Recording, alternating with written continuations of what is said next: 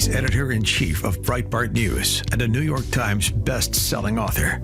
And on this podcast, he brings deep research, prescient analysis, and world-class guests. He's Alex Marlow, and this is The Alex Marlow Show. And again, folks, this is The Alex Marlow Show here. I'm Matt Boyle, the Washington bureau chief here at Breitbart News, sitting in today for Alex. I know Alex is off for a few days. He asked me to fill in here for him. We have a pretty big announcement here at Breitbart News, which is that early next week on Monday, we're going to interview President Trump on camera at Turnberry in Scotland. So I'm currently in Washington, D.C., our nation's capital, and getting ready to head overseas to go interview the president. We have a lot to talk about with President Trump. It is going to be a heck of an interview. There's a lot going on in the world. There's a lot going on here at home in the United States. And certainly the U.S.'s storied relationship with the United Kingdom is a big part of this discussion as well. President Trump on that day is also going to meet with the British Prime Minister, Keir Starmer. Keir Starmer is an interesting character, and we'll see if we get a chance to talk to him as well. We've been deep in conversation with the British government about trying to do that. It's a real possibility. It's still TBD, but logistically, we're trying to work it out with them. But I think that Keir Starmer, as leader of the Labour Party, actually is a very similar mandate to what President Trump, the leader of the Republican Party here in the United States, has. And frankly, he's one of the world leaders out there who I think has learned to work with President Trump perhaps even better than many world leaders you saw in his first term. Keir Starmer has really been kind of pardon the cheesy rhyme here, he's been kind of a charmer with Trump. And from their first visit to the White House, when Keir Starmer, the British Prime Minister, came over here to Washington to meet with President Trump, when he whipped out of his jacket pocket, he pulls out a formal invitation for a state visit with the king. President Trump will be, I believe, the only American president to get two state visits with the British monarchy. Back in his first term, President Trump, of course, met with the Queen. She's since passed away, and the fact that there's two separate terms for President Trump, as well as the fact that you have the fact that you have another monarch in place in the king really seems to kind of allow for this really unique moment. And that's state visit is coming up in September. So we'll talk to the president about that. We'll talk to him about the tariffs. We have upcoming on August 1st a massive deadline for many countries worldwide, where the president has levied a deadline to the world to make a deal with the United States or not. And if they don't, then they're going to face steep tariffs. The first nation in the world to make a deal, of course, was the United Kingdom. The United Kingdom, which has a long history with the United States, made a deal first. And then since then, we've seen several other countries, many of them in the Asian Pacific region, like Vietnam, like the Philippines, like Indonesia, also make trade deals of their own with the United States. President Trump just announced a huge one just a couple days ago with Japan. So the question really becomes, will the rest of these nations worldwide make deals with the United States and agree to terms in places like the European Union, etc., or will they not? Another big thing that's really fascinating to me is the immigration conversation. And again, the British Prime Minister here, who has worked with Trump very well personally, like we just talked about, on trade, like we just talked about, has also agreed with the president a lot on immigration. He gave a speech earlier this year calling for no more migrants into the United Kingdom who don't speak English. This is a big deal. Like, that's a big deal that you have the Labor Party leader saying that. I don't think there's any American Democrat in elected office today at the statewide office, like a governor or something like that, or at a federal office like a congressman or a senator, or anything like that that would agree with Keir Starmer that we shouldn't accept migrants that don't speak English. But President Trump has made it an important thing of his administration, and dating back to one of the first times I ever interviewed President Trump, which was way back in 2015, during the course of the early days of his first campaign for the White House in 2016, which was obviously successful. I remember talking to President Trump at the time about that. And back then, you had Jeb Bush, the former Florida governor. And at the time, the person that everybody in politics thought was the leading Republican candidate, he had all this money, all these major corporations, big donors, political consultants, et cetera, working for his campaign. And Jeb Bush decided to go out and start attacking Donald Trump, the then future president, during this Republican primary on campaign stops in South Florida using Spanish. And so I asked President Trump if, during a phone interview I did with him back in 2015, if he thinks that Jeb Bush should be speaking English when he's campaigning in the United States. And the president's, then future president at the time, Mr. Trump, said yes, like he should be leading, setting the example by speaking English. And English is a formal official language for the United States is an issue that really polls very well. People in this country understand how important language is to our culture, to our society. I think that President Trump really identified something big there very early in his political career. And now we're at a point where other world leaders from other English-speaking nations like the United Kingdom are catching up with President Trump. You also have out there John Kerry, the former Democrat nominee for president in 2004, who was also a leading figure in both the Obama administration, Biden administration later, has come out and said that he believes that President Trump was right about immigration. So we're going to talk to President Trump about all this and more. But I really think that this is a massive opportunity for us to really highlight where the president is at ahead of both these trade deadlines that are upcoming on August 1st and what's coming down the pike beyond that, which is the big thing is next year, the midterm elections, and kind of getting a lay of the land of where things are at, as well as, the many, many major issues that were facing the nation. Obviously, President Trump just signed his signature piece of legislation into law, the Big Beautiful Bill, which is now a big, beautiful law.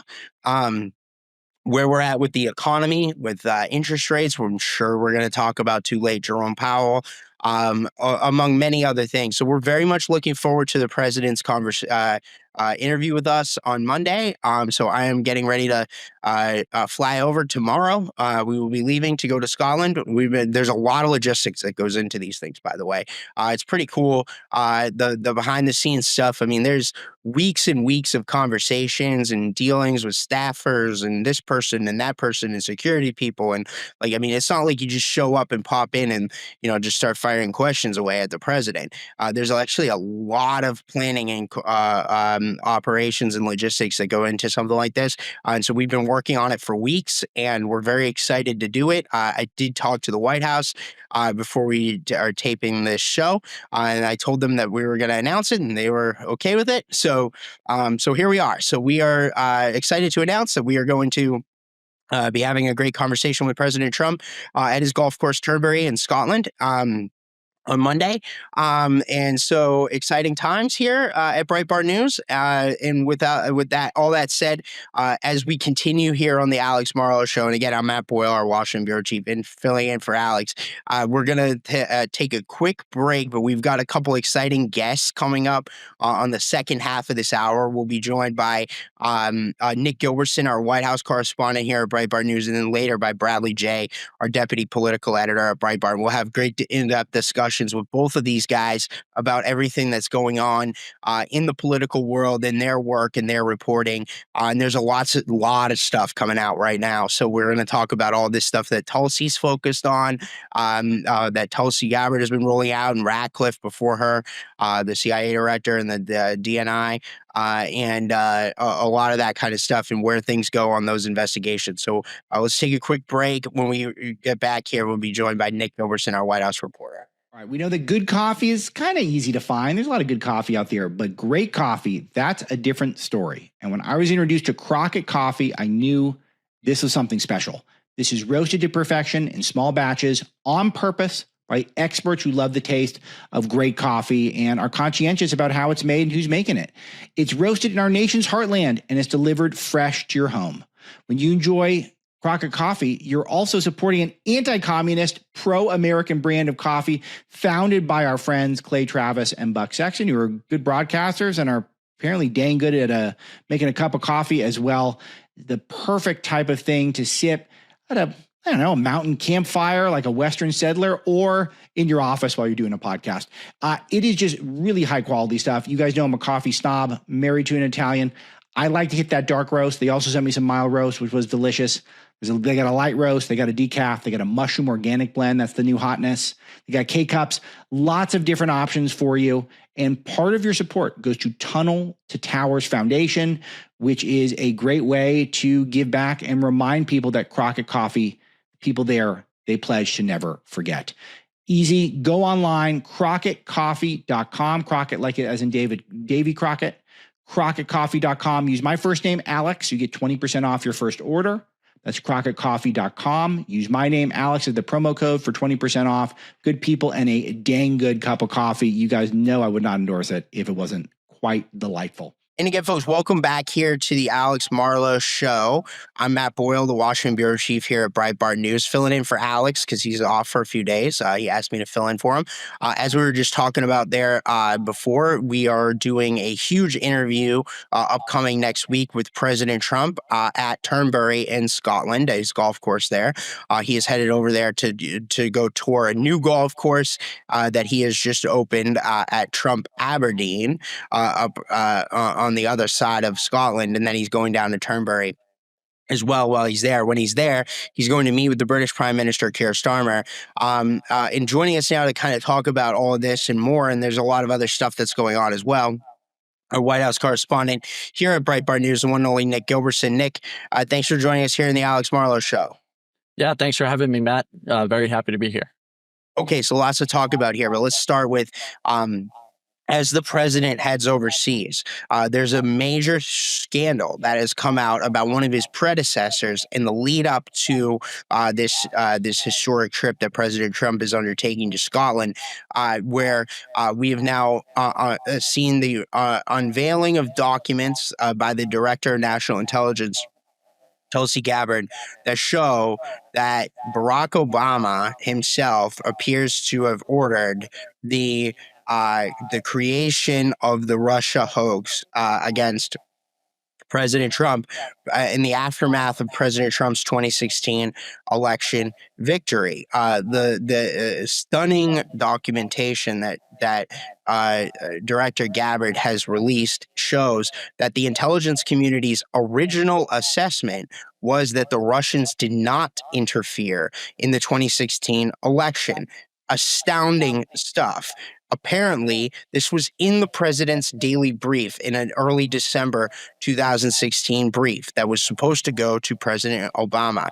They withdrew that daily brief. And then apparently Barack Obama himself huddled together with several of his senior intelligence officials, like Director of the CIA, John Brennan, his DNI, James Clapper, James Comey, the FBI director, among others at the time, and ordered that they come up with that they reassess the intelligence community assessment and change it so that it fit the narrative that they wanted to go with against President Trump, which is that the Russians interfered in that election.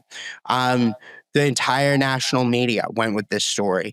We saw law enforcement and intelligence apparatus go with this story. It's astounding what happened and what we've uncovered here. Director Gabbard has apparently referred this material to the Department of Justice.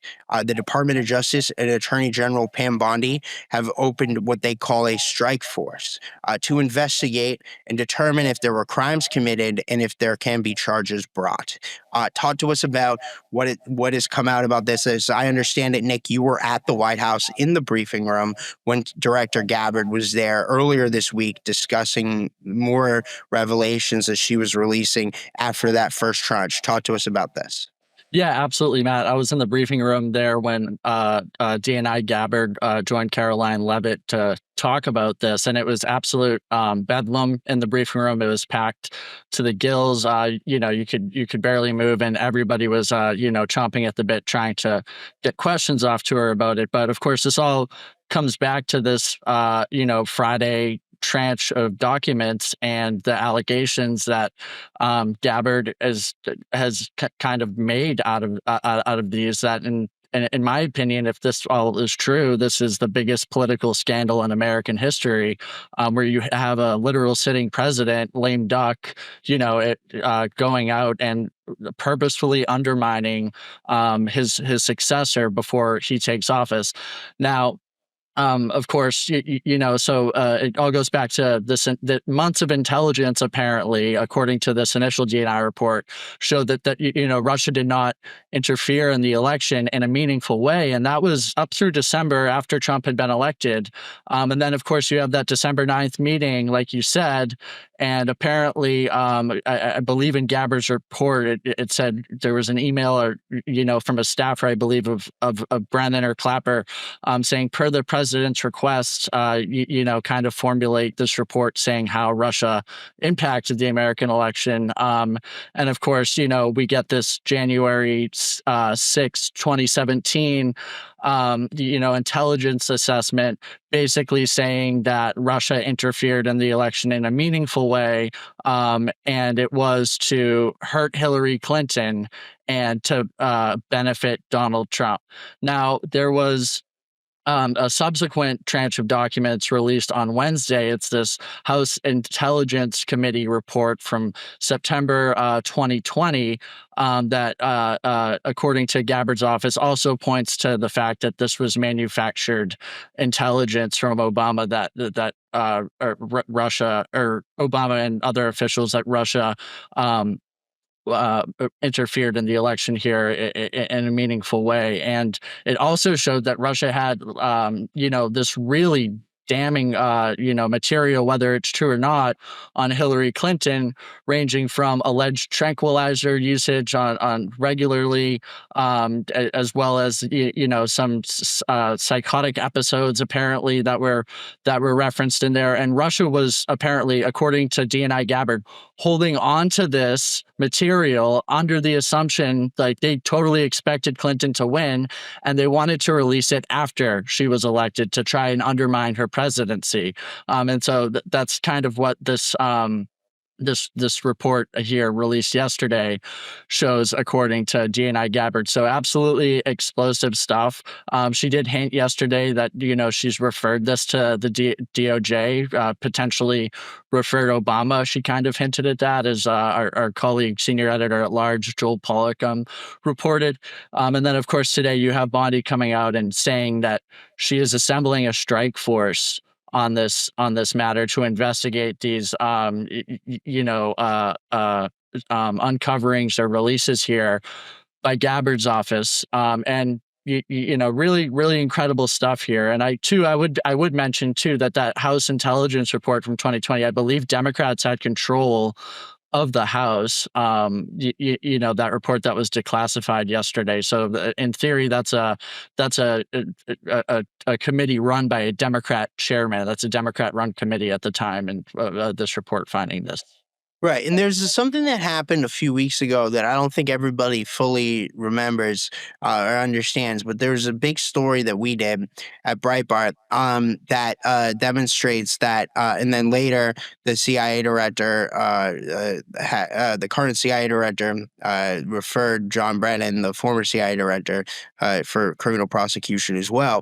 But the point is that there was a CIA analysis done at the direction of John Brennan, the current CIA director, by career CIA officials, not by people who are political appointees or anything like that. These are career spies, basically, for the CIA and analysts, that they determined that John Brennan was personally involved in the changing of the intelligence community assessment, right? Like, so the initial assessment, of course, found that there was no Russian interference in the election in a meaningful way.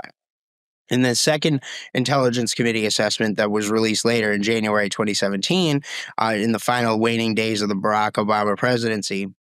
Again, now we know where this originated over the course of the weeks leading up to that moment. But that later assessment changed it and totally turned it on its head. Brennan was apparently intricately involved in this. Now, he had testified to Congress in behind closed doors testimony that he wasn't involved in it at all. And so therein lies the rub. So apparently there are perjury issues possibly here for John Brennan, at least according to senior congressional and administration officials that we've spoken with. So we wrote that story. Then later it came out, according to Fox News, that the current CIA director, John Ratcliffe, has referred John Brennan for criminal prosecution to the U.S. Attorney's Office over this whole thing. So now I don't know if that's gonna go anywhere or anything like that. But the point is that this has been kind of brewing for a while. It's like so I've seen some people out there suggesting, oh, Trump's just trying to change the subject of Epstein or whatever. Now, this has been coming on for quite some time. And the work that Tulsi Gabbard did took months and months and months. And by the way, it's funny because you had these establishment media reporters asking her during the briefing yesterday or earlier this week. They were like, oh, your predecessor back during Trump's first term was John Ratcliffe. He's the CIA director now. Why didn't he do this back then? Well, her answer was pretty clear. He was doing it, right? Like, he was getting some of this stuff out there. But the thing is that I don't think that the establishment media understands this. There's no spinning your way out of this mess. Okay, these people are going to have to answer these questions, and if there were crimes committed, there will be accountability. And if there, there's no spin here, right? This is a very serious matter, and I think that it's abundantly clear that President Trump and those around him, the senior cabinet officials, all of them are unified on this. That there needs to be accountability. There needs to be justice delivered for this stuff, and that we need to hold them accountable. Now, at the same time, you also have for the current Speaker of the House, Mike Johnson, did an interview earlier this week where he came out and said that we may get to a place where we have to compel the testimony via subpoena of Barack Obama, the former president of the United States, be compelled to testify on Capitol Hill. I mean, it's very rare that a president has to testify on Capitol Hill, but this could happen. I mean, it's like Bill Clinton and Monica Lewinsky that time, right? Like Watergate, right? Like, I mean, this would be a huge deal if Barack Obama was compelled to testify on Capitol Hill. Now, Obama's response is such that, okay, he's brushing it off, calling all of this outrageous, right? Like, but there hasn't been a substantive pushback from the Obama team other than that. They just are trying to spin their way out of it. Like I said, talk to us a little bit about where you think things go from here now, Nick. Yeah, absolutely. I think, like you said, this has been brewing for a long time. And, if there's these referrals here, to the DOJ, and of course, Ratcliffe's too, like you mentioned, I mean, I think things are tracking to a pretty serious direction here. And, if you have the Speaker of the House as well saying that, for the first time in 30 years that, a former president of the United States, might have to come testify down on Capitol Hill. I think that just shows you the gravity of this, and that it's certainly not just going to go away. Now, one thing you mentioned too, the establishment media, I got the sense yesterday they're going to fight tooth and nail to just make this go away. There were murmurings in the briefing room as Gabbard was laying some of this out. I heard somebody murmur liar in the back of the room. There were, there was some grandstanding from some veteran establishment journalists that were in the back of the room too. So it's pretty interesting dynamic there, where I think the establishment's going to again fight tooth and nail to try and make this go away. And it's important that the light continues to shine on all of this. Right. Okay. So now shifting gears here a little bit, Nick, right? Like we've seen President Trump rolling out these trade deals with a number of different countries. You've been tracking this storyline as it's been developing all year, right? So it's all the way back at Liberation Day and even before that with the tariffs on other stuff. So one of the things we saw this week, and I know he's very proud of this deal, is the one with Japan. But the president has been pretty clear throughout the course of this whole thing that he wants to see these countries open their markets to American goods, right? Like he wants to see them open. And if they do, then they'll get a great deal with the United States with very minimal tariffs. If they don't, then they run into other problems. But the big picture here is that you never hear anybody complain about other countries' tariffs and their barriers on us. They only complain about American tariffs on other people. And I think that just shows you the hypocrisy of the whole thing. However, we are seeing several major countries, like we said, Japan, Indonesia, Philippines, Vietnam, United Kingdom, all making deals with the United States. And there's a lot of hope that the European Union and maybe several others will be close behind or not far behind. So what do you think about where things are at here ahead of this upcoming August 1st deadline? Yeah, I think this kind of shows the power of Trump and Trump's deadline usage, really, because he sent letters out to dozens of countries a couple of weeks ago saying, "Look, this is the tariff rate that you guys are going to pay if you want to do business in the American market, unless you guys open up your markets to us, allow American imports into your market, remove non-tariff trade barriers, drop tariffs, right? Then we will consider." Modifying these these tariffs that are going to take effect August 1st. And now you see deal after deal after deal coming down the pipe. It shows that these countries, they're willing to make a deal with Trump after he kind of maximizes this leverage for himself. And I think, when you have a framework with China, you have a deal with the UK, and you get a surplus that kind of flies in the face in June of in the Treasury of all these narratives that these tariffs are going to cause economic peril. I think you get you have a much stronger standing to just send these letters out and be like, yeah, this is the rate you're going to pay. It doesn't matter to us if you want to come and talk to us to make a deal that's better, for both of us, that's fine. But until that happens, we're setting the tariffs here. And what's really interesting is those deals in the Pacific. That's kind of in China's backyard, right? And they're all kind of coming together. So I think those are really interesting. And Trump has, expressed optimism about, potential future deals where the U.S. can get access to different markets. I think he suggested something to the effect of that, with maybe something could potentially come down the pipe with India.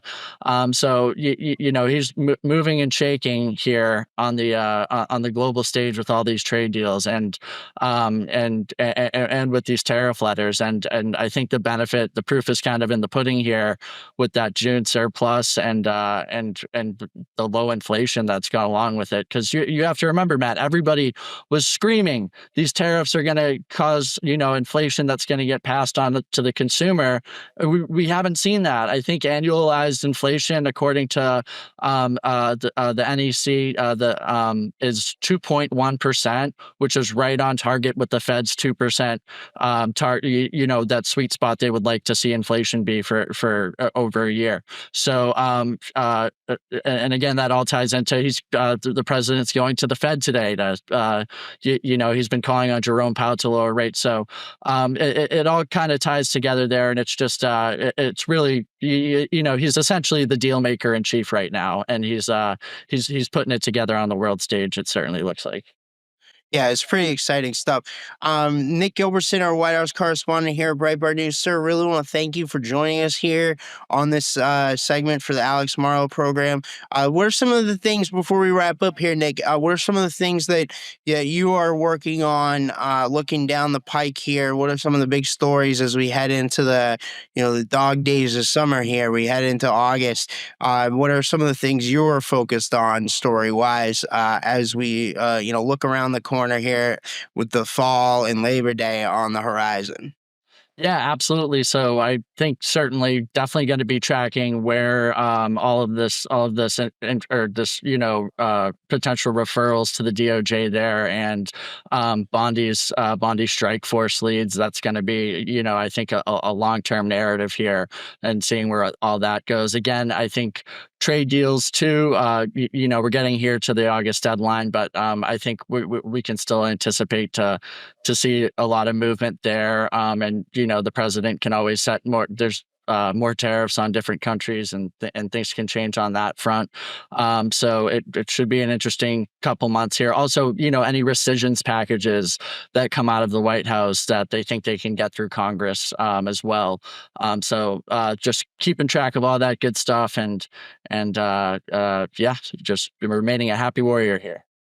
All right. Thank you, Nick. Okay, guys, we'll take another quick break. And then when we return, we'll be joined by Bradley Jaye, our deputy politics editor here at Breitbart News. Again, I'm Matt Boyle in for Alex Marlow today on the Alex Marlow Show. We'll be right back after this.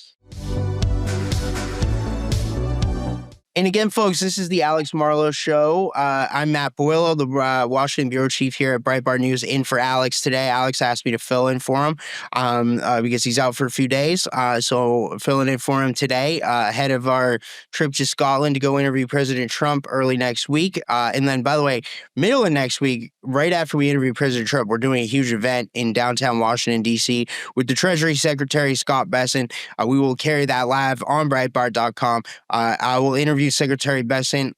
John Carney, our economics editor at Breitbart, will interview Joe Lavorgna, one of the top advisors to Secretary Bessent and top financial advisors for the U.S. government. And then we will also have a great panel there with the director of White House Legislative Affairs, James Braid, who's a longtime conservative on Capitol Hill.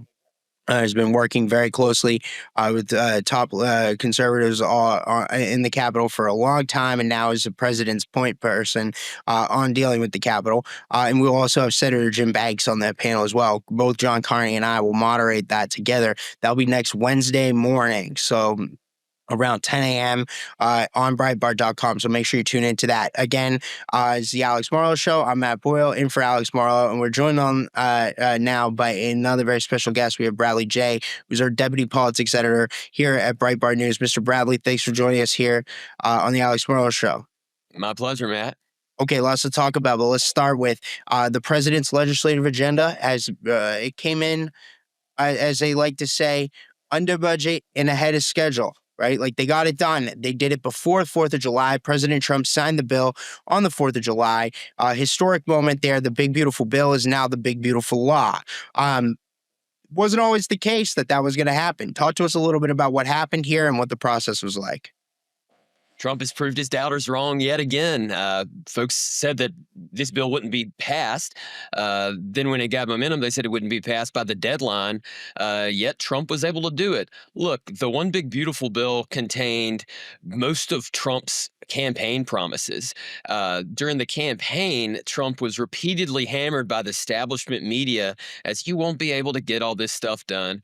Well, he got most of it done, and he got it done with only one bill. It took a lot of arm twisting and banging of heads together, but Trump has proven that not only is he the art of the deal, but he's really the master of Washington now. It's amazing how in 10 years we've gone from folks questioning whether or not he would have the acumen to come into Washington and navigate this notoriously difficult city, but he's shown that he can do it unlike any other. And the one big beautiful bill is Donald Trump's crowning achievement.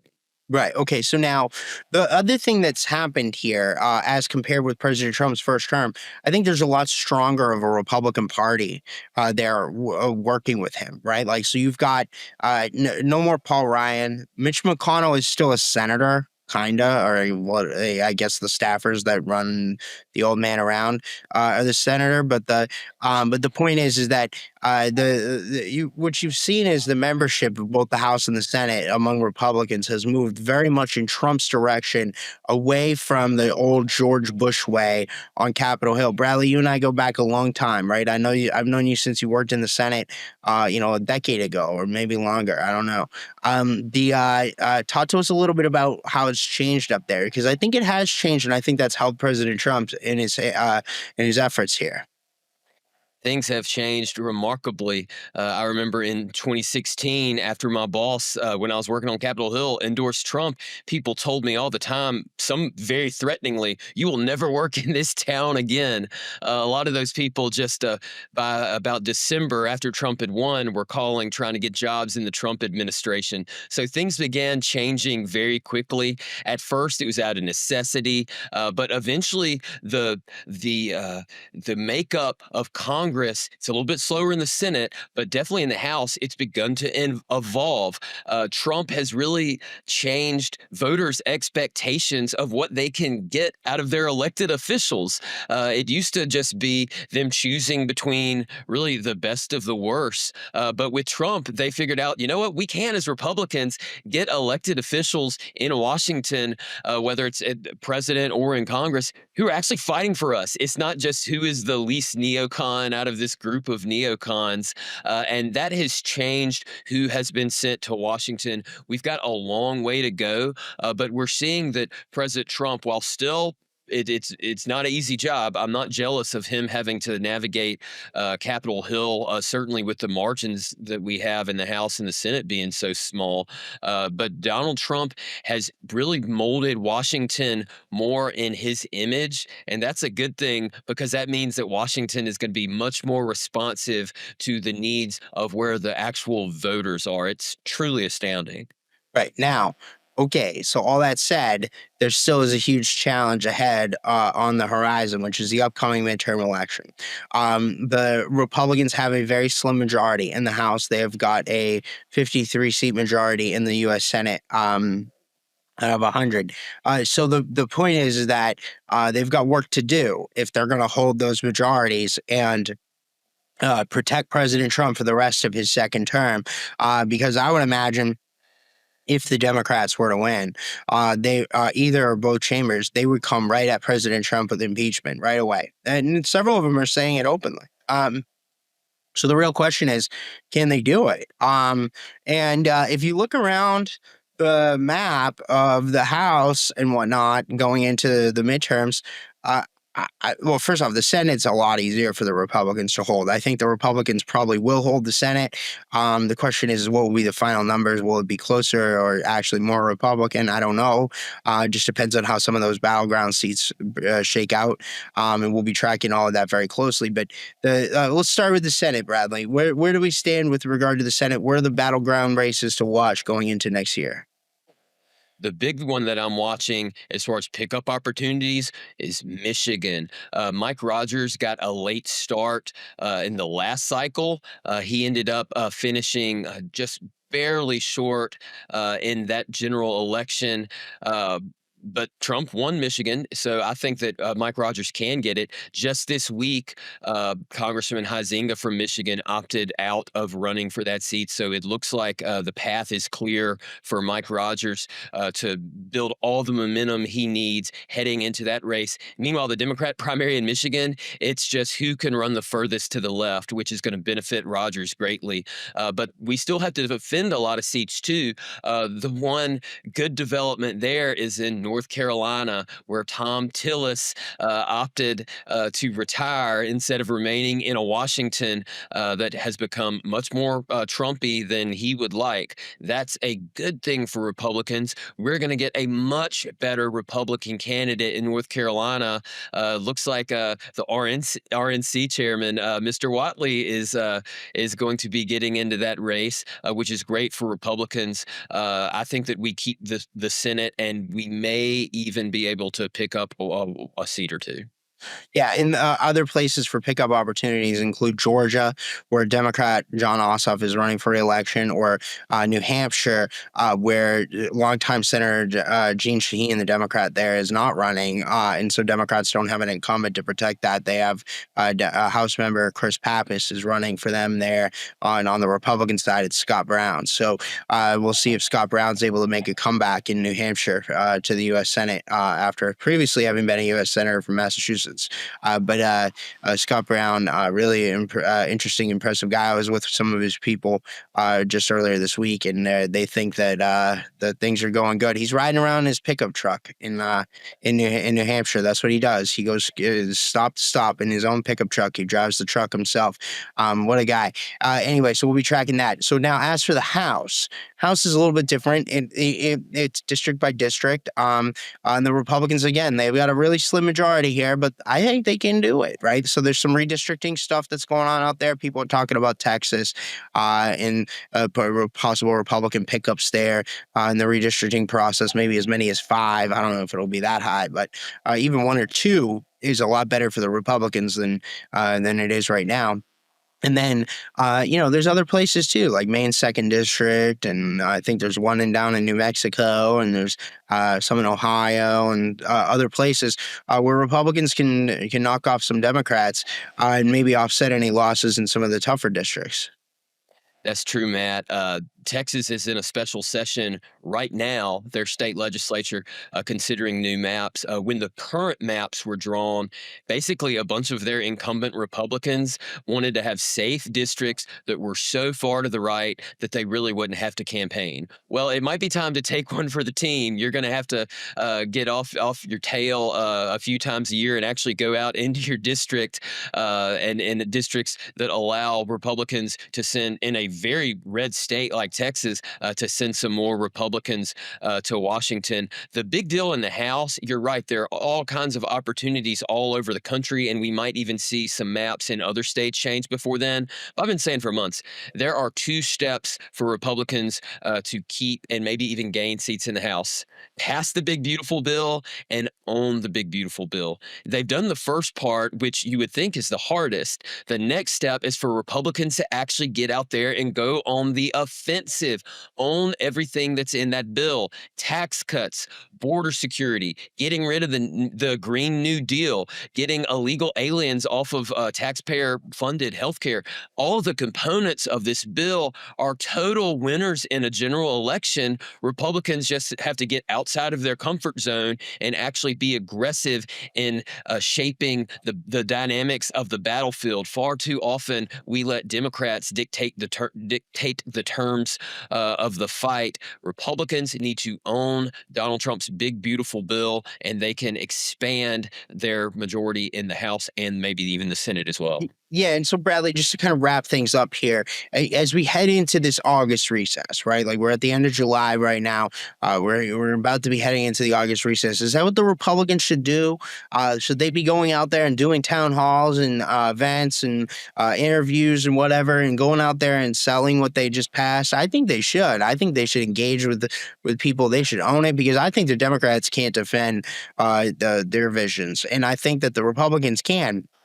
This stuff is very popular in this bill, what they did. And Democrat attempts to attack it, I think, have fallen on deaf ears because they're not genuine. I think if the Republicans go out there and they spend this August recess actually on offense, so we'll see if they do that. Fingers crossed. I don't know. Who knows? It's the Republicans, so you never know. They can always screw up a good thing. But the question is do you think that's what they should spend the August recess doing here? Unquestionably, again, don't let Democrats dictate the fight. The fact that Democrats are now distracted by the latest shiny object, the Epstein distraction, tells you that their arguments during the actual fight for the big, beautiful bill, that it would be unpopular and parts of it would backfire, we're disingenuous, because they've already moved on. Republicans need to let them continue to falter, and we need to get out there and tell people why they should vote Republican, why the Donald Trump America First agenda is moving us forward, and that we will continue that beyond the midterm elections. Because as you said earlier, we remember Donald Trump's the last 2 years of his first term. All we were doing was just responding to this impeachment nonsense. Everybody in the administration was having to comply with document demands and subpoenas and filing lawyers. We can't have that again. Go on the offensive, get out there and sell Donald Trump's America First agenda. All right, Bradley Jaye, our deputy politics editor here at Breitbart News. Sir, really want to thank you for joining us. And again, folks, this has been the Alex Marlow Show. Again, I'm Matt Boyle, our Washington bureau chief at Breitbart, filling in for Alex. So I really want to thank everyone for tuning in here to the Alex Marlow Show, and have a great day.